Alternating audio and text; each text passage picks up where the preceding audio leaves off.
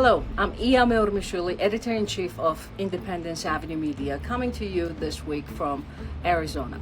I'm at the Sedona Forum, where the McCain Institute has gathered leaders from both sides of the aisle to talk about the challenges to American power around the world. More on that in the coming days, but first, our state of play.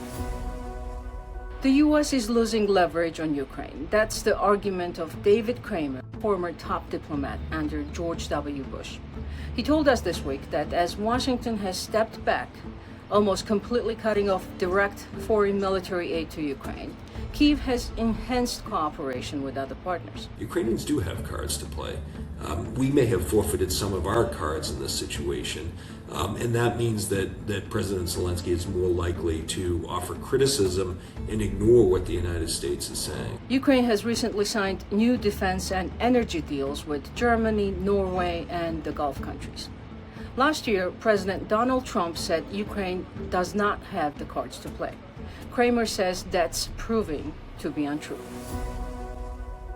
Russia is helping Iran target Americans. That's what a bipartisan group of U.S. lawmakers heard in testimony at the U.S. Helsinki Commission. Russia is said to be sharing intelligence, providing drone components, and passing along tactical lessons learned from its war of 4 years in Ukraine. One of the reasons why we have American service members injured or dead is because of the capabilities that Iran received from the coaching and material support of Russia. I think that's right. President Trump has dismissed concerns, suggesting Russia's help to Iran is no different than U.S. help to Ukraine. The experts who briefed Congress disagree. They say there is a rising anti-American axis that includes Russia, Iran, China, and North Korea.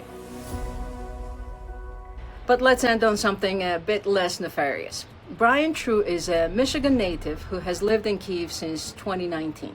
Now when he travels back to the United States, it's usually for one reason: to collect donor corneas and bring them back to Ukraine. Every cornea has about a 14-day shelf life from recovery to transplant. True's charity has supported 8 transplants so far in Ukraine this year. One of them was a 28-year-old named Marian. I was like, yes, I was so happy. I sat there for about half an hour telling myself, yes, I'm going to see. Now Marian can see because of donor tissue in the United States and a determined American in Kyiv. That's it for this week. Thanks very much for watching. Follow us on social media, subscribe to our YouTube channel, and we'll see you next week.